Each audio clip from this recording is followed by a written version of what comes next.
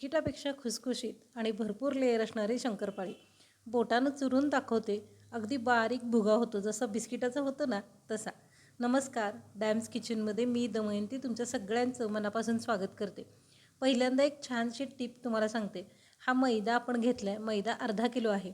तो चाळताना मी काय केलं तर तो एका ग्लासमध्ये घेतला आणि नंतर चाळणीमध्ये.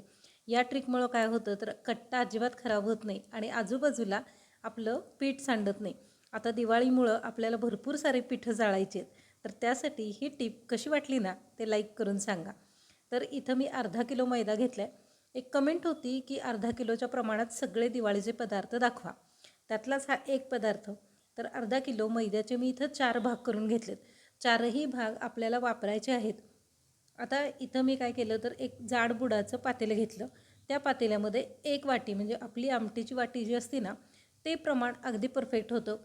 तर 1 वाटी पाणी घेतलं, 1 वाटी साखर, जेवढं पाणी तेवढीच साखर आणि अगदी अर्धी वाटीपेक्षा कमी असलं ना तरी चालेल एवढं दूध घेतलं. आता हे दूध, पाणी आणि साखर फक्त साखर विरघळेतोपर्यंतच गरम करत ठेवायचं आणि त्यानंतर कोमट केलेलं तूप, म्हणजे अगदी घट्ट तूप नाही तर असं हे तूप अर्धी वाटी घालून घेतलं आणि हे सगळं मिश्रण हलवून घ्यायचं. आता तुम्हाला सांगते की इथं खूप जर दुधाला उकळी आली किंवा या पाण्याला उकळी आली ना तर दूध फुटण्याची शक्यता असते. पण जरी फुटलं तरी काही काळजी करू नका. आपल्याला पुढे एक मी छानशी टिप सांगते. तर आता हे सगळं मिश्रण परातीमध्ये काढून घ्यायचं आणि छान हाताने फेटून घ्यायचं. कोमट असेल ना तर हाताला थोडंसं चटका लागेल, म्हणून सुरुवातीला भांड्यानी, वाटीनी, कशानेही घ्या आणि नंतर हाताने घ्या.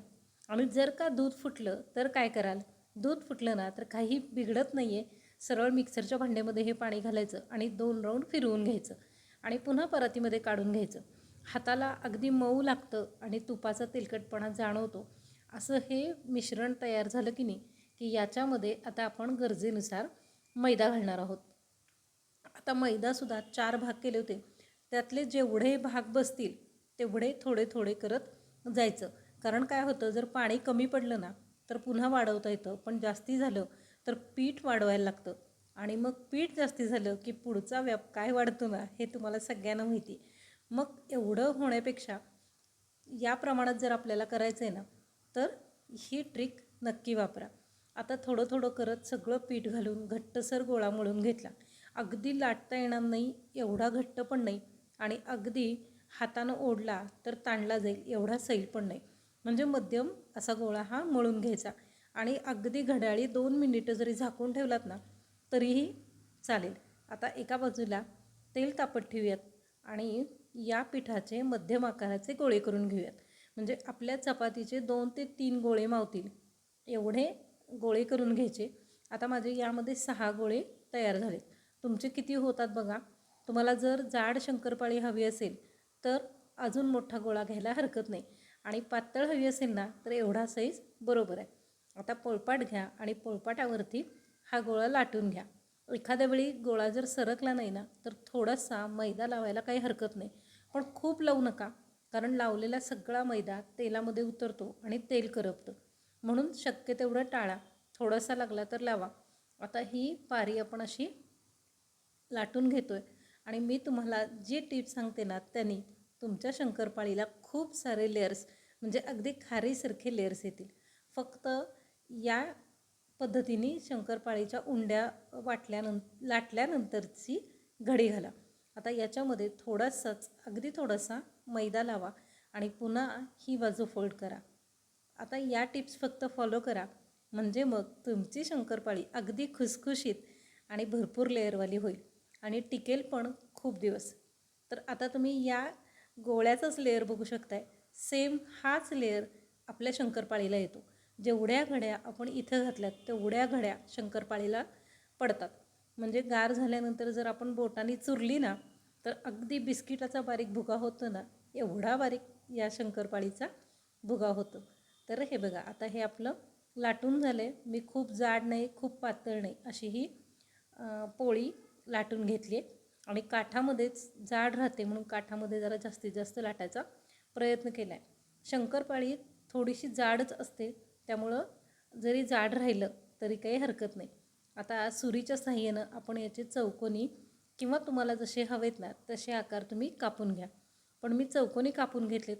हे कढीचं पीठ जे निघेल ना ते पुढच्या गोळ्यामध्ये वापरता येईल. तर आता बघा हे पीठ एवढं स्मूथ झालं आहे की ते पोळपाटावरती सरकतं आहे. म्हणजेच आपली शंकरपाळी तेलात टाकल्या म्हणजे पोळपाटाला हे पीठ चिकटलेलं नाही आहे किंवा सुरीला चिटकत नाही आहे, या अर्थी टाकल्या तेलात वरती येणार आहे. तर तापलेल्या तेलामध्ये आता हे सगळे तुकडे करून आपल्याला सोडायचे आहेत. स्टेप बाय स्टेप अगदी व्यवस्थित तुम्हाला मी सांगितलेलं आहे. हे साहित्य आणि प्रमाण अगदी परफेक्ट आहे. तर या प्रमाणात तुम्ही नक्की करून बघा आणि दरवर्षी करताना त्यापेक्षा एका वेगळ्या पद्धतीच्या शंकरपाळीचा आनंद घ्या. याला तुम्ही अगदी बिस्किट शंकरपाळी म्हणू शकता. सेम टू सेम बिस्किटाची चव येते. जर का तुम्हाला तुपाच्या ऐवजी डालडा वापरायचा असेल ना तरीही तुम्ही बिनधास्त वापरू शकता. खूप क्वांटिटीमध्ये करणार असाल तर आहे तेच प्रमाण वाढवा आणि डालडा वापरायचा असेल तर वापरा. आता इथं तेल तापलेलं आहे. तापलेल्या तेलामध्ये जेवढ्या बसतील तेवढ्या शंकरपाळ्या आपण सोडून घेऊयात. चला आता बघूयात की जेवढ्या बुडणार आहेत तेवढ्याच कडेला चिटकू नयेत किंवा जास्ती होऊ नयेत असं बघायचं आणि तेलामध्ये घालून घ्यायच्या. या वेळेला गॅस जो आहे तो मध्यम आचेवरती ठेवायचा आहे. अगदी बारीक ठेवाल ना तर त्या आतमध्ये कच्च्या राहतील आणि वरून तळल्या जातील आणि खूप मोठा ठेवाल तर करपून जातील. मग काय करा, मध्यम आचेवरती 1 ते 1.5 मिनिट सावकाश तळून घ्या. आत्ता आपल्याला लगेच झाऱ्याने उलटवायच्या नाही आहेत, तर फक्त तेलात सोडल्यानंतर कडेने असं तेल त्या शंकरपाळीवरती उडवायचं आहे. थोडं थोडं करत तेल उडवायचं आणि या फिरवून घ्यायच्या. आता फक्त तळात लागू नयेत किंवा करपू नयेत म्हणूनच आपल्याला या शंकरपाळ्या फिरवून घ्यायच्यात आणि मग नंतर लालसर रंग यायला लागला की पलटवायच्या. एकदा खरंच ही रेसिपी ट्राय करून बघा. आणि हो, आणखीन एक टिप सांगते. तुम्हाला जर का अगदी कट टू कट बिस्किटाची चव हवी असेल ना तर हे सगळं मिश्रण मळत असताना त्यामध्ये एक पार्लेजी बिस्किटचा पुडा म्हणजे ज्यामध्ये 10 किंवा 13 बिस्किट असतील, ही सगळी बिस्किटं मिक्सरमध्ये बारीक करा आणि या सगळ्या मिश्रणात मिसळा. याची चव भन्नाट होते बरं का. पण काही पद्धती म्हणजे पारंपरिक पद्धती आहेत, त्यामुळं सणासाठी करायचे असेल ना तर या पद्धतीने करा. पण एरवी एक ट्राय म्हणून किंवा वेगळं काहीतरी म्हणून करायचं असेल तर पार्ले बिस्किटाची टीप अजिबात विसरू नका. आणि हो, माझा तुम्ही समुद्राची भरती आणि ओहोटीचा व्हिडिओ पाहिला असेल. आपण जेव्हा तळण तळतो ना तेव्हा त्याच्यावरती समुद्राच्या भरती आणि ओहोटीचा खूप परिणाम होतो. समुद्राला भरती असेल ना तर आपला पदार्थ तेल पितो आणि ओहोटी असेल ना तर कोणताही पदार्थ करताना त्याला तेल कमी लागतं. हे पण तुम्ही ट्राय करून बघा. कॅलेंडरवरती दिलेल्या भरती ओहोटीच्या तारखांवरती एकदा तळून बघा.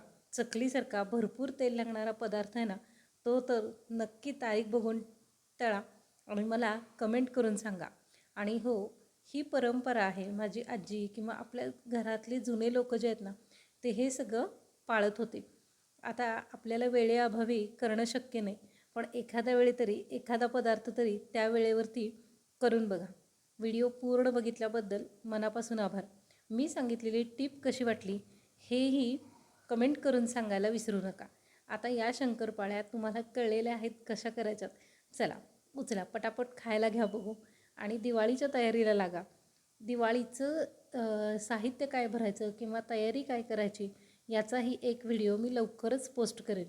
आता बघा ही शंकरपाळी तुम्ही बघू शकता की चुरल्यानंतर किती बारीक होते, अगदी बिस्किटासारखा भुगा होतो. नक्की करणार ना? मनापासून आभार.